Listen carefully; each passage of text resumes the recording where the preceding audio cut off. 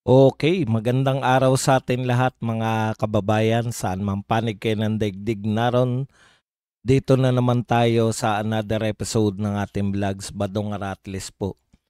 Pag-uusapan natin ngayon, ito po si BP Sara po, sinabi po na asal adik si BBM. Grabe naman BP Sara, wag naman ganyan BP Sara.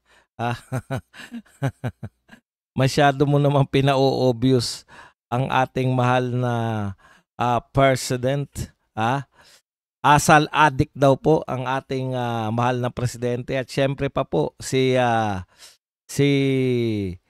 Congressman Pulong Duterte naman po ay binanatan, no? Ito pong 50 billion insertion nito na tinatawag niyang si Charis. Ah, sino si Charis? Alam niyo na. Alam niyo na, may ideya na kayo kung sino po si Charis. Pero bago po natin pag-usapan 'yan, kung bago ka pa lang dito sa ating channel, mag-subscribe ka na dahil ito lang ang tanging channel na may kinikilingan, may pinapanigan, una sa balita, uli sa impormasyon, kaya ano pang hinihintay nyo? Pindot na, okay. Ito po, no? Habang naghihintay pa po tayo ng pumapasok, ito po yung mga nakuha natin ng mga picture mula po rito sa Facebook page nito ni Congressman Pulong Duterte. Ika nga ay huliman pero magaling ay naihahabol din. Natatandaan nyo po kamakailan lang ito pong tropa po ni Mayor Magalong ay nagtiyaga pong naghanap ng gagamba. Naghanap po ng gagamba dyan sa Davao City, sa mga kabundukan ng Davao City. At nagpipilit din po sila na makahanap po ng tinatawag nating mga kapalpakan ng flood control project dyan sa Davao City. Kaya nga po, nagtataka tayo, halos wala po silang makita dito sa Davao City sa kanilang pagtsatsaga, sangkatutak naman po sa ibang lugar, no? Kaya napapahiya po yung mga tao na to dahil ang hamon nga natin sa kanila, bakit pagkatapos nilang galugarin ang Davao City ay wala man lang tayong narinig. Ito po, mahilig po to, no? Isa lang po ang hulmahan nito ni Mayor Magalong at saka nito ni Ping Lacson. Mahihilig po sila sa tinatawag nating mahilig po yung mga yan sa press conference. Pero hindi po nagpa-press conference itong si Mayor Magalong. Nakakapagtaka dahil alam nyo na kung bakit. Kung bakit po hindi po nakapag press conference, wala pong maituturo si Mayor Magalong, wala pong maituturo na kapalpakan. Yan po ang problema, no? Wala pong palpak.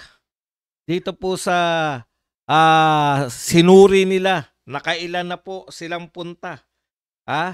Pabalik-balik po sila sa Davao City, wala pa rin pong nakikitang mga kapalpakan sa flood control at ano paman, no? Okay.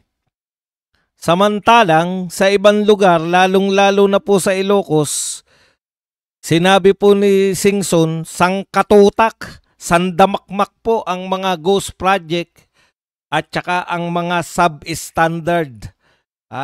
Substandard project. Ang tanong, bakit wala pong pumupunta sa Ilocos Norte para po ipakita o alamin kung mayroon nga ba talagang mga ghost project katulad ng sinasabi ni Singson or mga substandard. Yan po ang problema natin, no? Bakit ayaw nyo pong ilantad? Kaya kami na po. Kami man na po ang maglalantad. Madali naman tayong kausap eh. Ayaw nyong ilantad.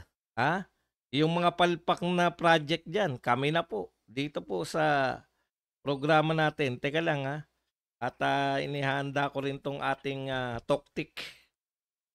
Okay, ito po ay nakuha natin, itong mga picture po na to, nakuha po natin to sa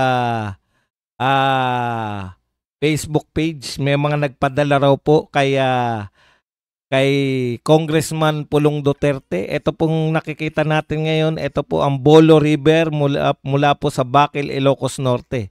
Yan po, wasak agad. Yan po mga proyekto dyan sa Ilocos Norte. Mga flood control project nila. Okay. Ito naman po ay sa Pagudpud, Ilocos Norte. Ayan po. Ganyan po ang mga flood control project sa Pagudpud. Ito naman po ay Barangay Pasaling, Pagudpud, Ilocos Norte pa rin. Ayan. Ang susunod naman po ay sa Barangay Tagulburo, Ilocos Norte. Yan po, no, mga wasak agad ng mga dike, mga flood control. Kitang-kita po natin.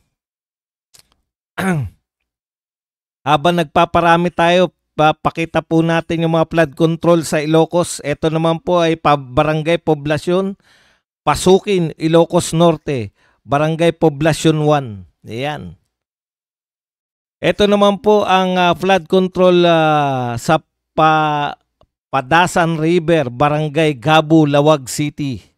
Ayan. Kitang-kita nyo naman po kung gagano po katitibay. Mukhang nahanginan lang kung charis, mukhang nahanginan lang. Wala pala mga bakal, kaya pala madaling masira yan. Barangay Cavite, Lawag City, Ilocos Norte. Ayan.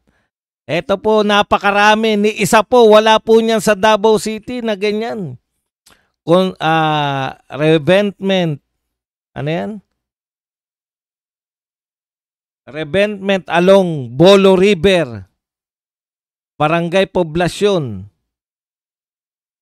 Ilocos Norte. Ayan. Pucha, grabe. Parang ano lang to, parang bahay lang. Ito naman po ang flood control structure along Padacan River, US, Sarat, Left Bank, San Marcos, Sarat, Ilocos Norte. Ayan. Kitang-kita nyo po yung... May nakita ba kayo magalong niyan sa Davao City?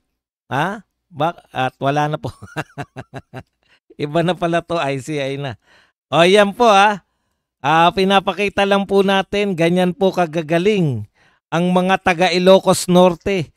Lalong-lalo na po ang kanila pong congressman. At dyan din po ang bahay po o ang panunuluyan ng ating Pangulo bukod po sa Malacanang.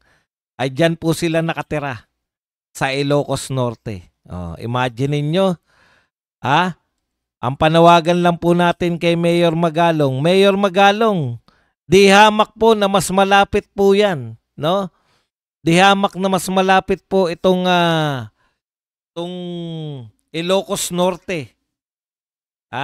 Kaysa po sa malapit po sa Baguio City, kaysa sa Davao City. Baka gusto niyo naman pasyalan yan, Mayor.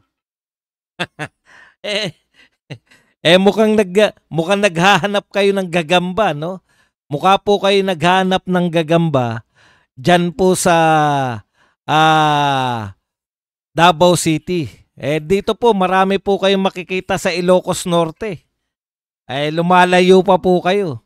Wag na kayong masyadong lumayo rin. Mismo dyan sa Baguio City. Malapit lang po yung mga papasok po ng Baguio City. Napakadalas po ng mga hindi po napipigilan na landslide dyan. Akala lang namin hinahayaan lang. Yung pala meron po palang ano.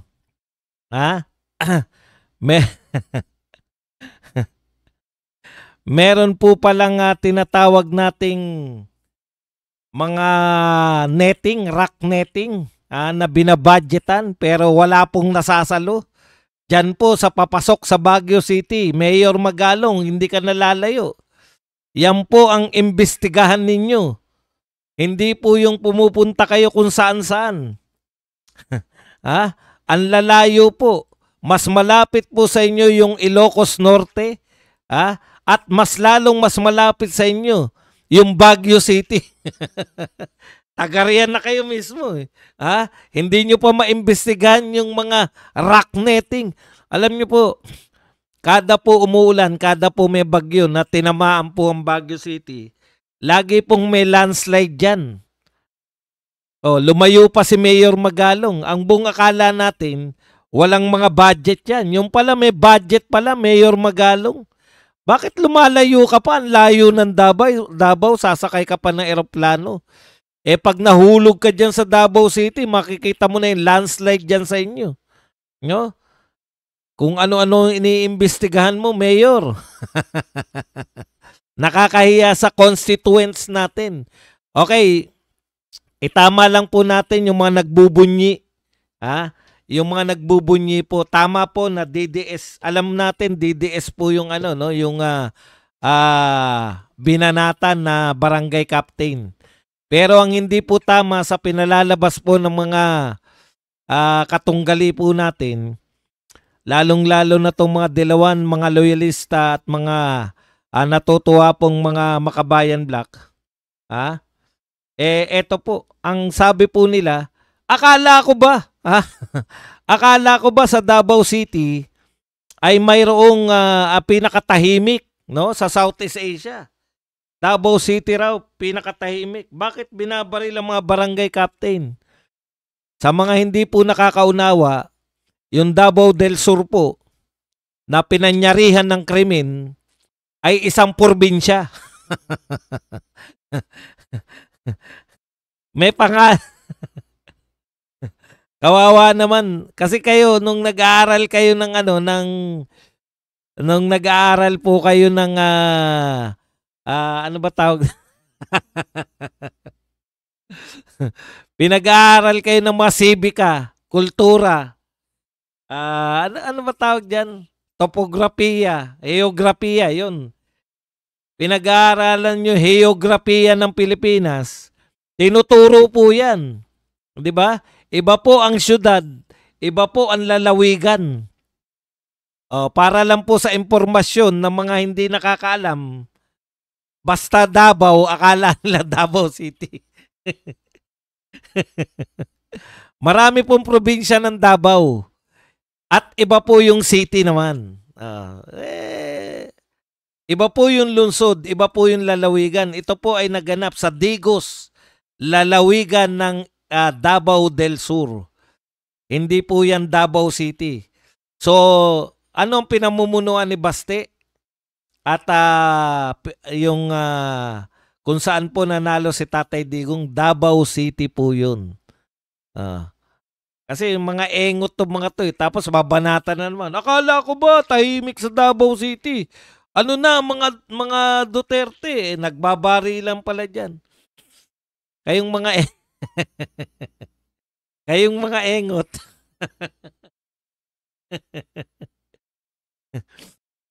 Alamin nyo malayo po. Hindi po Davao City yung Davao del Sur. Probinsya po yun. Probinsya. Magkaiba po yung probinsya sa syudad. Parang ano po yan, Cebu. Cebu province, meron pong Cebu City. Naintindihan niyo po ba? Halimbawa po ng ng lalawigan para magkaunawaan lang tayo. Bulacan. Yung Bulacan po, iba naman po yung syudad ng Malolos, iba po yung syudad ng San Jose del Monte. Iba rin po yung Quezon City. Para lang po maliwanagan tayo, no? Kasi pag nakarinig sila ng Davao, Davao na agad eh. Davao City na agad eh.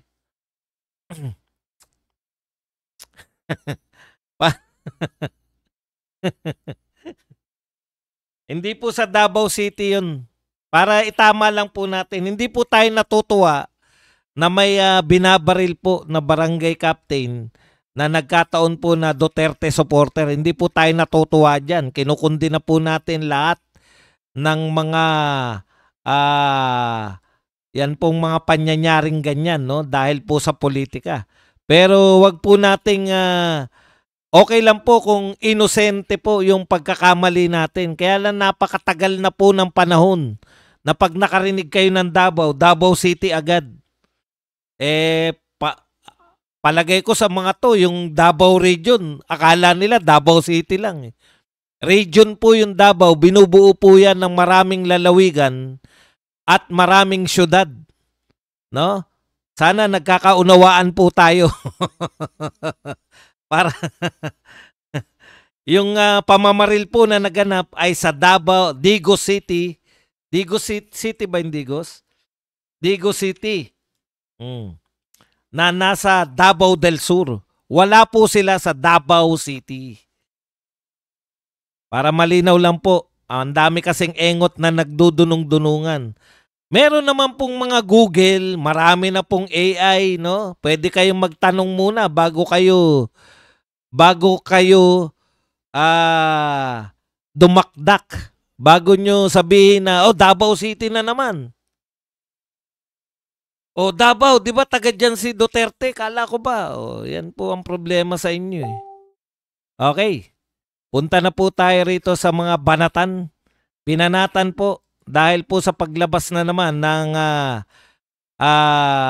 panibagong video, part 5 na kung hindi ako nagkakamali, ay meron daw pong sariling insertion. Itong si Sandro Marcos na nagkakahalaga ng 50.9 billion budget insertion. Ayan po, malamang yan yung mga insertion. Alam nyo, takantaka po ako no? Hindi nyo na po pwedeng sabihin na fake news lang po.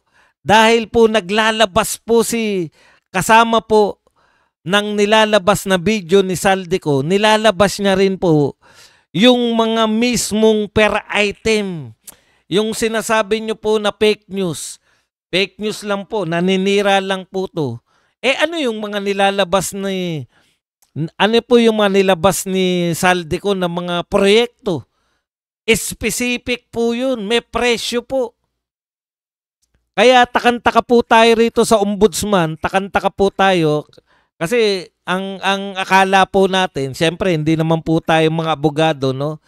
Ang akala po natin, kinakailangan talagang umuwi ni Saldico kasi mawawalang silbi lahat ng mga binibigay niyang mga dokumento sa video. Ayon po kay Senator Marcoleta, napanood ko po kagabi, no? Hindi po pwede na yung ang ombudsman po, hindi lang po yung mga sinumpaang salaysay ang kanyang dapat imbestigahan. Alam niyo po ba yun? Hindi lang po dapat sinumpaan salaysay. Kunwari po, nagbigay po kayo ng mga text messages. Parang yan pong, alam niyo po kung ang pagbabatayan lang ay mga sinumpaan salaysay, bakit pa po nanghihingi ang mahal na Pangulo natin? Yung Pangulo mismo nagsasabi, isumbong mo sa Pangulo. Ibig ba sabihin lahat po na nagsusumbong may sinumpaang salaysay? Hindi ba by text lang yan? Pag may nag-text na nagsumbong, dapat alamin po, kundi wala rin po silbi yan. Sinasabi niyo po na walang silbi yung sinasabi ni Saldico, bakit pa po tayo nagpapasumbong sa Pangulo? Hindi naman po nanunumpa yung mga yan. Kung papupuntahin nyo lang lahat sa Malacanang yan, wala na po magsusumbong sa Pangulo. Mga kulto ng kasamaan, mga salot ng lansangan, tatak DDS yan. Tinatawanan lang kita, boy. Dito tayo sa maseryoso. Wala. Yung mga taga-TikTok, lang kayo, tap-tap lang kayo dyan. Habang nakikinig kayo dyan kalaboy na walang kamuang-muang. Okay, tignan po ninyo to, mga kapatid. Nariyan po yung mga insertion. Nariyan po. Bakit po kayo nagtataka? Bakit nyo po sasabihin lang na sinabi lang ni Charis? Ano po patunay niya? Pag napatunayan niya na yung mga nilagay ni Saldico ay hindi totoo, wala sa budget, tsaka niya sabihin na hindi totoo. Kung nakikita po yan sa budget, Mahirap sa inyo eh. Sabi kayo na sabi, walang ebidensya, walang ebidensya. Nung naglabas ng ebidensya, hindi pinanumpaan, hindi pinanumpaan. Ano pa silbi nyo? Ano pa silbi ng ICI kung wala naman palang, ang kinakailangan lang pala ng ICI maglakas loob lang ang lahat. Ano pa silbi ninyo? Pag nagbigay pala ng impormasyon sa inyo, hindi nyo pala iimbestigahan. Para saan pa? Para saan pa may ombudsman tayo? Ang gusto lang pala na ombudsman, parang korte lang pala yung ombudsman na pupunta ka sa korte para magdemanda or kung wala ka namang pandemanda, hindi ka pwedeng pumunta sa korte. Hindi po ganun eh. Ang ombudsman po, ayon kay Marcoleta, mas pwede palang mga hindi sinumpaan, no? Pwede pala na pumunta ka ron, magsumbong ka kahit wala kang abogado. Sila na bahalang mag-imbestiga sa sumbong mo. Eto po, napakadaming ebidensya. May ebidensya ng mga maleta. Sabi nyo nun, wala nagko-corroborate. Ito ang sabi ni Ping Lacson, natatandaan ko. Wala pa naman nagko-corroborate ng mga sinabi ni Gutesa. Eto na po, nagko-corroborate. Hindi lang po nagko-corroborate. Sabi ni Lacson, kinakailangan yung evidence, no? We will go where evidence will lead us, sabi ni Ping Lacson. Bakit hindi ka na nga pala nag-iimbestiga yung Blue Ribbon? Ping Lacson, nung hinawakan mo uli yan, nakaisang investigasyon ka pa lang. Bakit wala ka na pong tinatakdang investigasyon sa Blue Ribbon? Sayang po yung Blue Ribbon. Hindi naman pala kayo mag-iimbestiga. Ang gusto lang ni Lacson, panay mga ano lang po, mga press conference.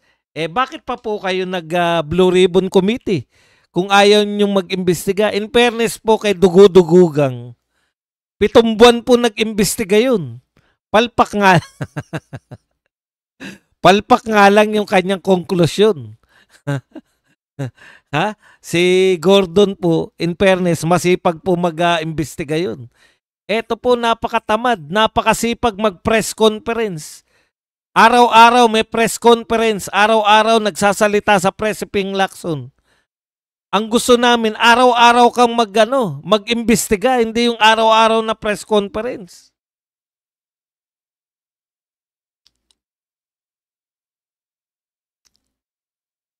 Bakit hindi? Meron dito reaction sa TikTok. Hindi daw nagja-jibe yung mga kay Bernardo tsaka kay Saldico. Bakit po kinakailangan ba mag-jibe? Kung yung isa nagsisinungaling eh. Hindi po ba? Sino po ba ang tinuro ni Bernardo na malaking tao? Tinuro niya ba si Martin? Tinuro niya na ba si BBM? Naman, no? Kinakailangan ba lahat ng testigo mag-jibe? Hindi talaga magja-jibe yun kung si Bernardo. Pero tignan nyo po, sino po yung testigo na nakakatatlo na? Eto, hindi atin to Ayon kay Karen Davila, nakakatatlo ng palit. Si Bernardo po ay nakakatatlong palit na ng kanyang sinumpaang salaysay. Paiba-iba. Yan po ang katitwa. Pag magkaiba po ang sinasabi ng mga testigo, may isa po nagsisinungaling doon. Ngayon, sino po sa tingin nyo nagsisinungaling? Yung paiba-iba yung sinasabi? 3 beses na? Yan yung problema nyo. Masyado kayong tiwala kay Bernardo. Sino ba mas kapanipaniwala? Si Bernardo? Na hindi naman kasama dyan sa... Tandaan nyo po si Saldico po, kasama nila. Si Saldico po yung hinahunting. Si Saldico po yung delikado ang buhay.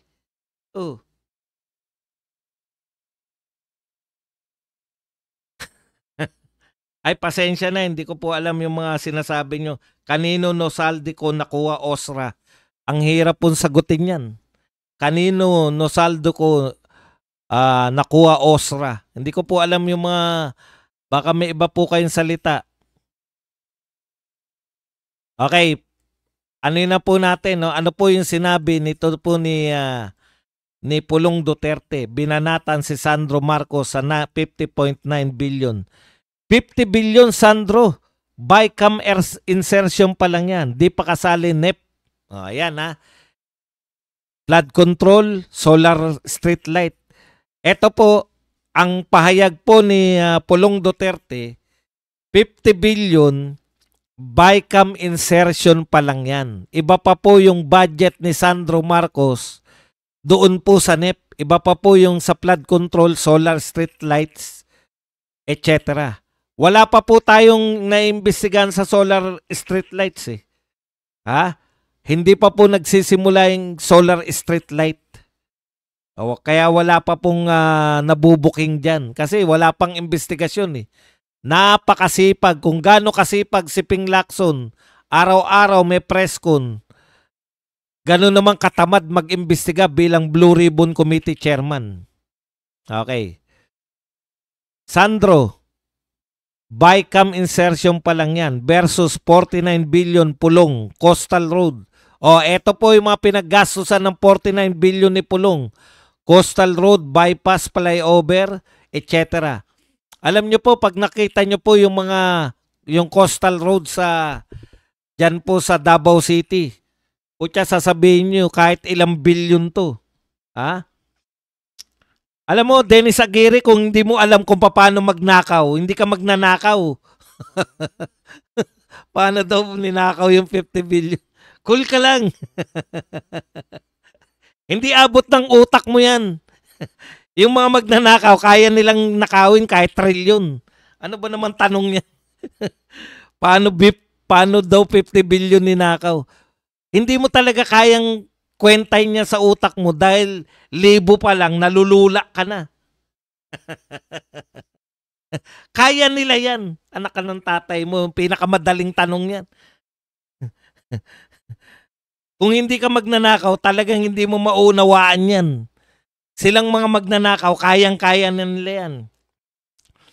Daldal ka lang ng daldal, wala kang naintindihan. Opo, daldal po ako ng daldal dahil vlogger ako. Kung singer ako, kumakanta ako ngayon. Pasensya na kayo mga taga-YouTube ha. Sinasagot lang natin itong mga pesteng ahem. Kasi kinakailangan nilang paminsan-minsan nababara sila ng mga medyo may utak eh. Okay. Ayan po no, sinasabi ni Pulong 49 billion na lagi niyong hinahanap. Kitang-kita nyo na, pabalik-balik po kayo sa Davao City. Nakita nyo kung gaano kaganda. Hindi lang po katibay, yung Coastal Road kung gaano kaganda at katibay. Hindi po ako biniyayaan eh. Alam nyo po, kawawa po kaming mga vlogger yung mga ano po, may mga class pala yan, di ba? Nakita natin kay Senator Robin Padilla. Iba-iba pala yung class ng mga troll, no? May class A, class B, class. Siguro dahil ako po ay pipitsuging vlogger lang ng Duterte. Napapadala sa akin na class E yata, yung pinakamapupuro lang utak. O diyan na lang kayo kay Badong. Tirahin nyo na lang na tirahin yan. High blood din nyo na lang. Ay yung mga pangkalakaeri, kala Attorney Trixie, malamang mga class A yan.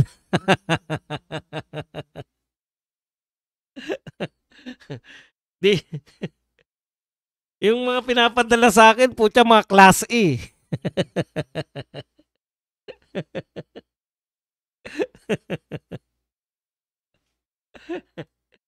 Yung ang tanging gagawin, oy, yan ka na naman, matanda ka. Kawawa na. Kawawa naman tayo, wala man lang tayong masagot na matinu-tinu eh. Oy, yan ka na naman, matanda ka. Daldal ka na naman, daldal na matanda ka. Panay ganun lang, walang katotoran eh.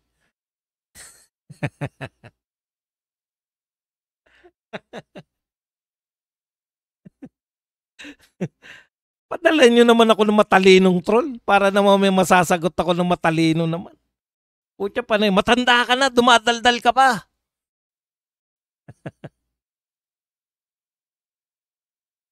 Ah, ayan. Walang makitang project sa Ilocos Norte. Ito po ang sabi ni Pulong, ha. Walang makitang project sa Ilocos Norte versus all accounted for project sa Davao City. Ngayon kayo naman magpakita na resibo nyo, Charis. O Charis, magpakita ka raw na resibo. Yang Guns, pasok. Nakinabang rin kayo dyan.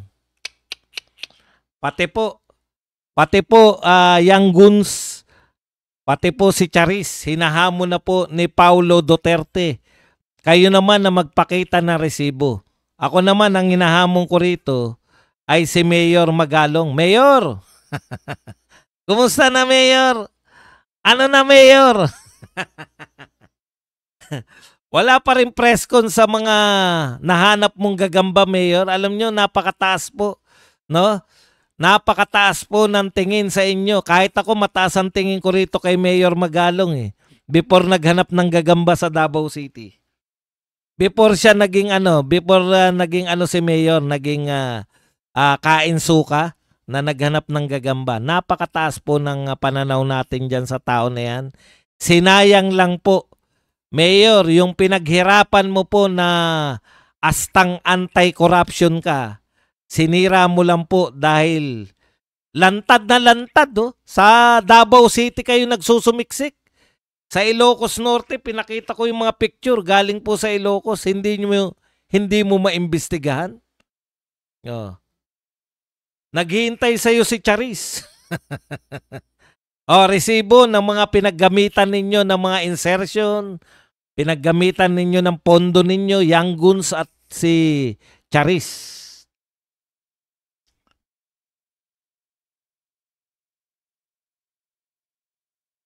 Okay, punta na po tayo rito kay BP Sara. Ito po si BP Sara po nagsabi nito na BP Sara ay bukod sa sinabi niya na nag-commit si BBM ng multiple impeachable offenses. Mamaya po magbibigay tayo ng halimbawa. Sinabi rin po ni BP Sara na asal addictus itong si BP Sara Duterte. Ayan. Ganyan daw po, no? She also remarked that President's behavior resembles that of a drug addict. Ilayo muna natin, wag muna natin in general po. Tignan po natin kung ano po ang ugali ng isang drug addict. Kayo. Siguro naman may mga kapamilya kayo o may kakilala kayo, kapitbahay. Ano po ba ang mga katangian ng mga drug addict? Yan. Sumagot kayo. Wala muna tayong mga pinatutunguhan. Yung addict lang po mismo. Yung pag sinabing addictus, ano po ang pumapasok sa utak ninyo ng mga ugali nila? 'Di ba? Una, di mo na mapagkakatiwalaan yan. Yung mga addictus po ba, mapagtitiwalaan mo? Meron na po silang di ba? Hindi na po nila alam kung ano po yung tama at mali. Yung tingin nila minsan na tama, hindi po yan tama sa tingin ng lipunan. O kadalasan po sa mga addictos, pag wala na pong panggamit, ano pong ginagawa? Pag wala na pong mga addictos na panggamit, sa kanilang pantustos, sa kanilang panggamit, ano po ginagawa na? O praning. Mahilig magbenta ng mga gamit. May kakilala nga ako po siya, ubos na yung gamit eh.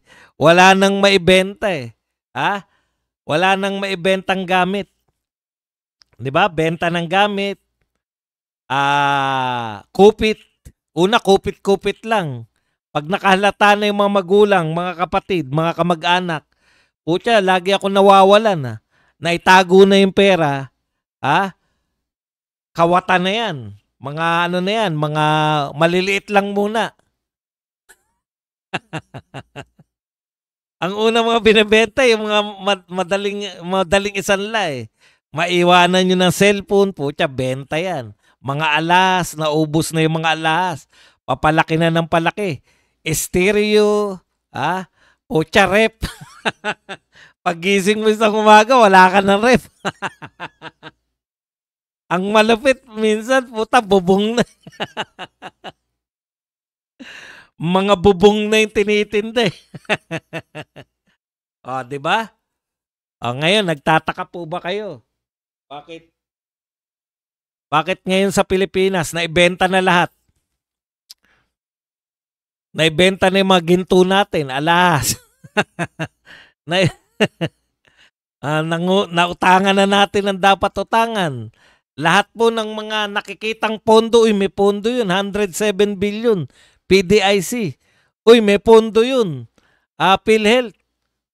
Nenokin na yan lahat. Usay-usayan nyo naman. Nakakadiri naman yung mga ready na. Tignan nyo ha. Kung gaano po kahihina yung napapadalang troll sa akin. Ito po mga mga argumento. Ready na si Sara maging toda president. Taasan nyo naman yung level nyo. Opo, alam ko po. Pasensya na po. Nakikiusap po ako sa mga handler nito mga trolls. Pwede ba galingan nyo naman yung mga pinadadala dito?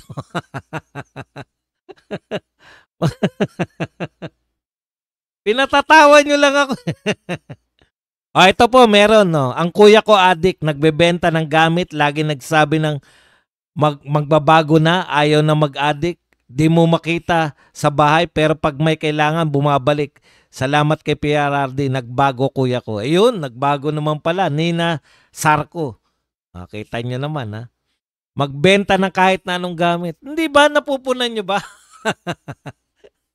Ano na mga naibenta natin? Diyan, dami na pong gamit na naibenta natin. Alam nyo po yung huli, nung last year, binabanatan ko yan eh. Ang mga binibenta na pong gamit, ang mga binibenta na po yung mga lupa na as little as, yung kasing liliit na po na mga 200 square meters na pag-aari po ng Pilipinas ng mga lupain. 200 square meters na pag-aari ng Pilipinas. Binibenta. Grabe talaga tong gobyerno na to eh. Hindi po talaga matatagalan ng pag-aari yung mga adik. Pero kaya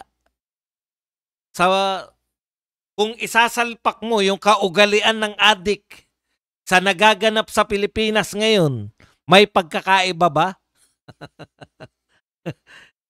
Di ba?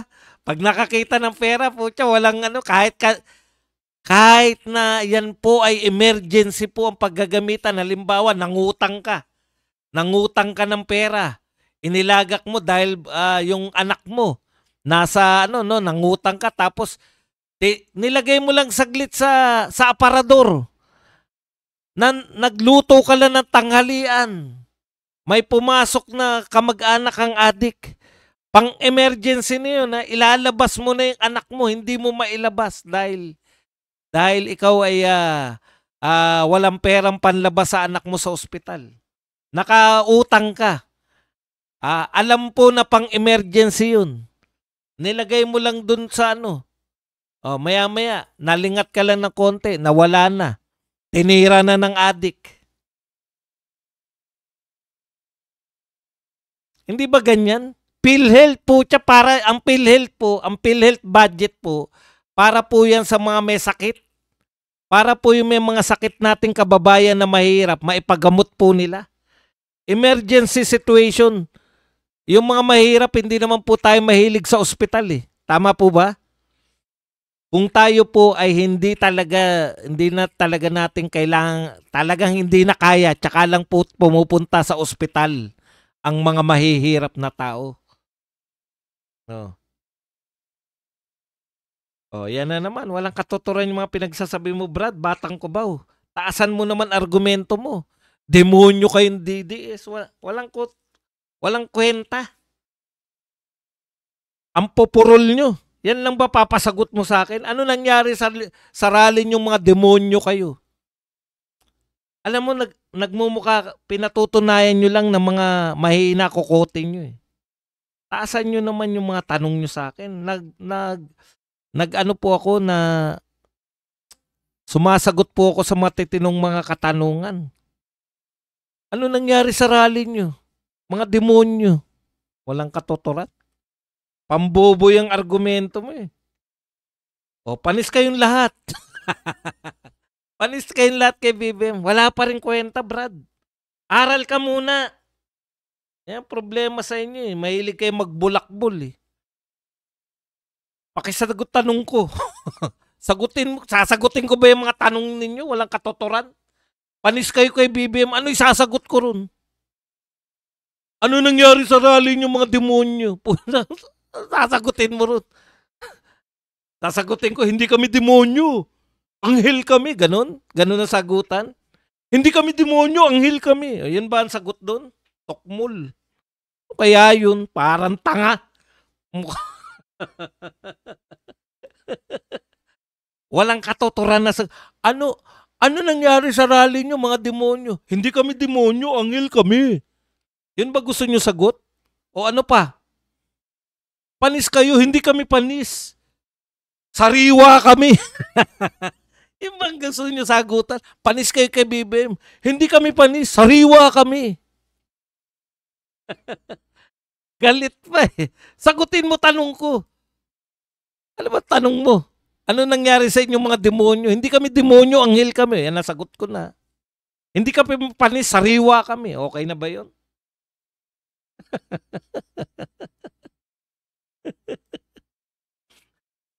Akala nila ang tatalino nila sa mga tanong nila.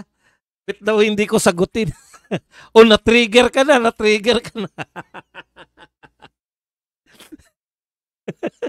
Hindi pa rin nakakaunawa eh. Tuloy-tuloy pa rin siya eh. Na-trigger na daw ako.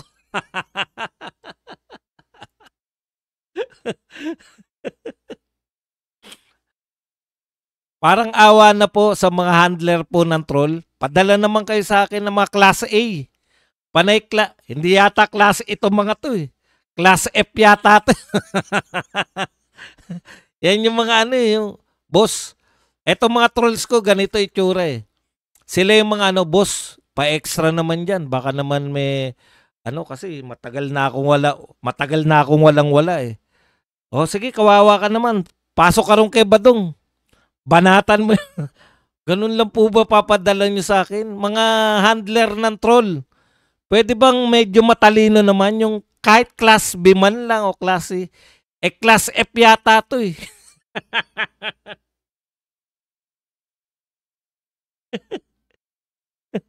Inulit-ulit mo pa na demonyo ko. Ano gusto niyo isagot ko sa demonyo ako? Hindi po kami demonyo, anghel ako. Ganun ba? Walang katapusan yan. O, iyak daw ako. Ay, pasensya na kayo taga-TikTok ha. Naglilibang lang ako. Pinapakita ko lang po sa inyo kung gaano kagagaling yung mga trolls na pinapadala kay Badong.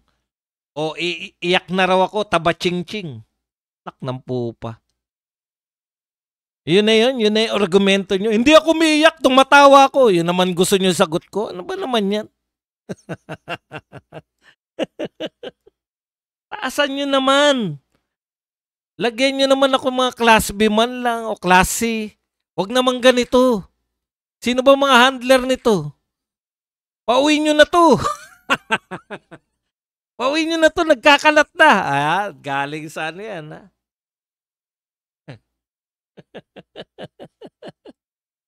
Nakakaawa ang puta. O sige, banatan mo. Ako magaling akong bumanat. O kumusta kayo mga demonyo? Okay naman kami, mga anghel. Yung ba gusto nyo sagot? Walang katuturan ng puta.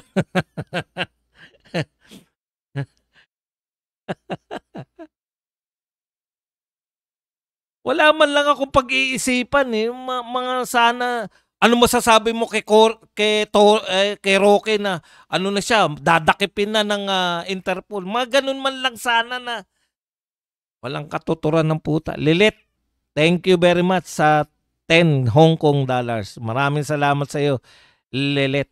Yan, gawin natin moderator si Lilit muna. Okay.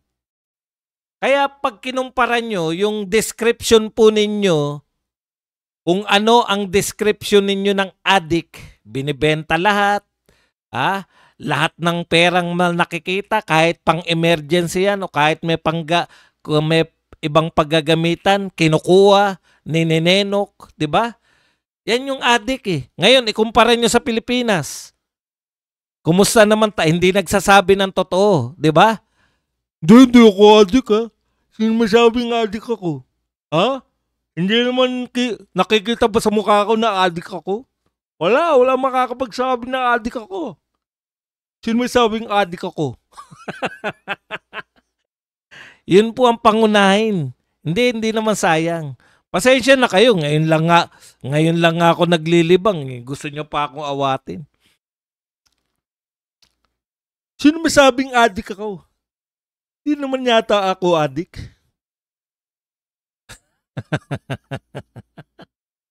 Hindi naman halata na adik ako. Bakit naman?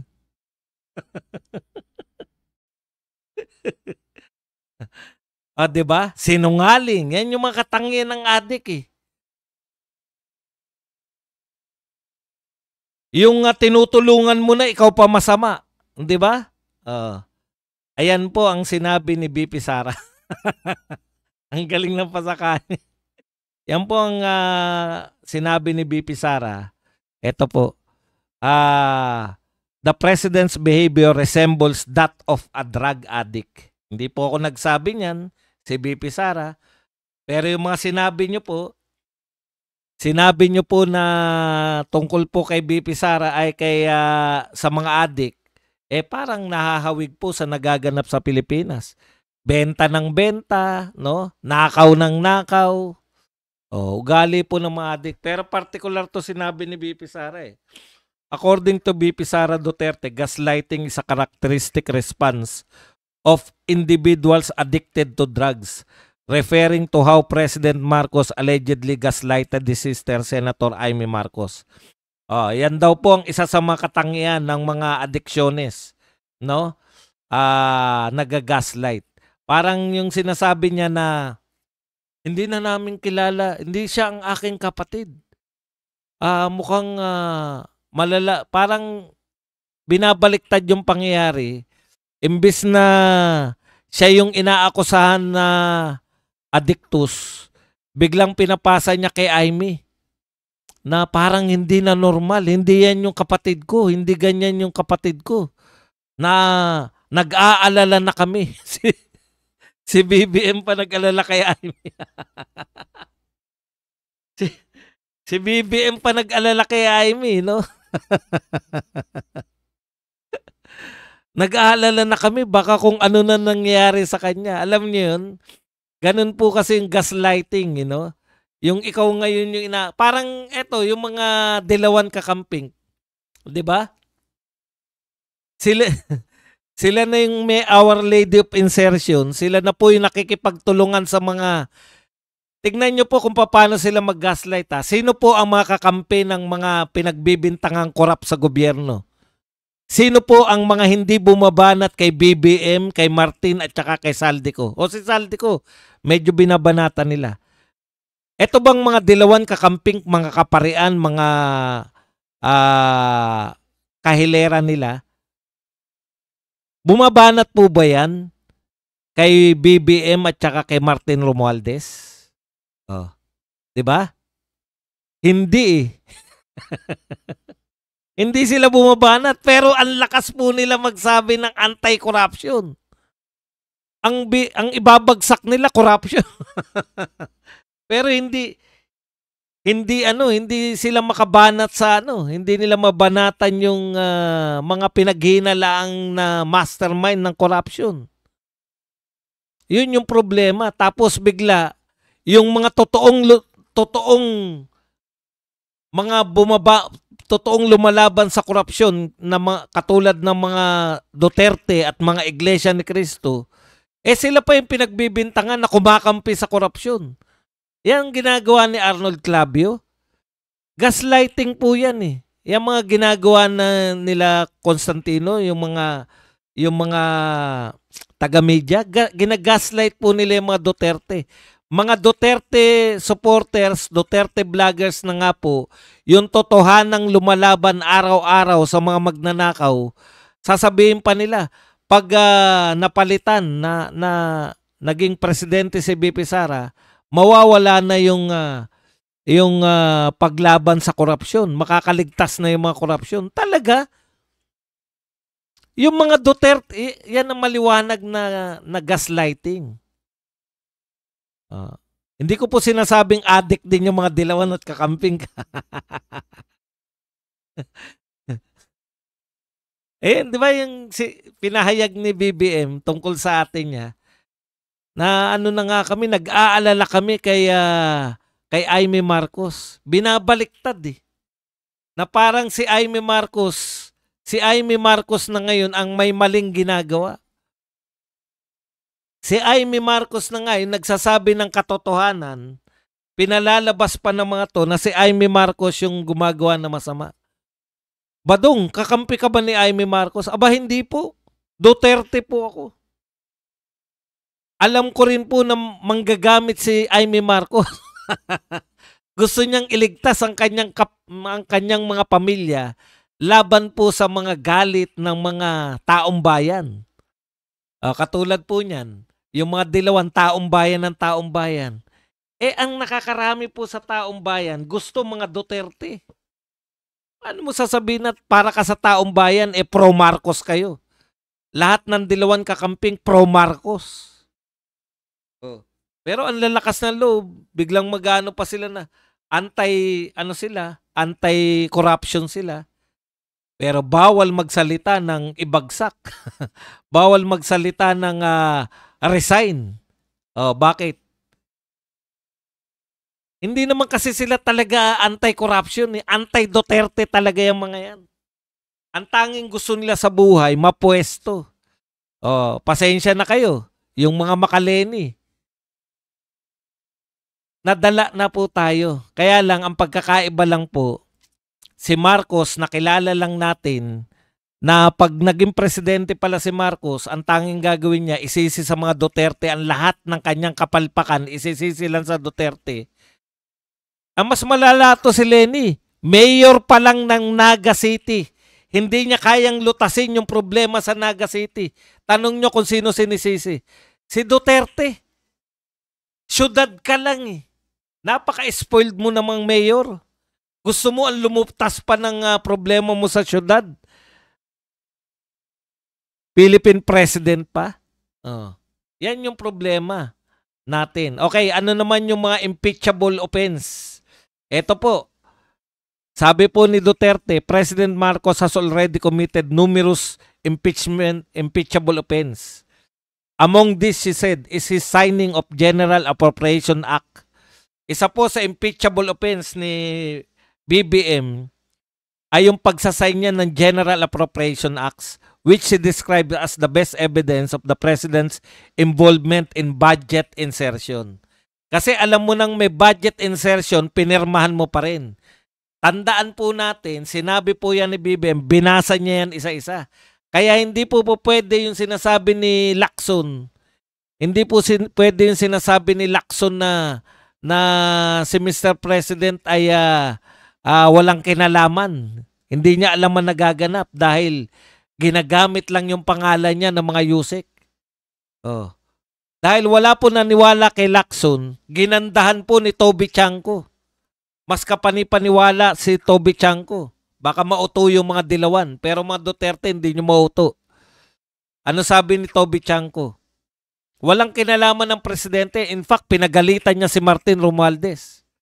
Si Saldico, yung sinasabi ni Saldico na hati daw si Romualdez tsaka si BBM, malamang sabi lang yun dahil wala daw kinalaman. Ang gustong palabasin ni Toby Chanco, totoo yung sinasabi na may insertion, totoo na sinasabi na may nagkapera, pero hindi si BBM, kundi si Martin Romualdez.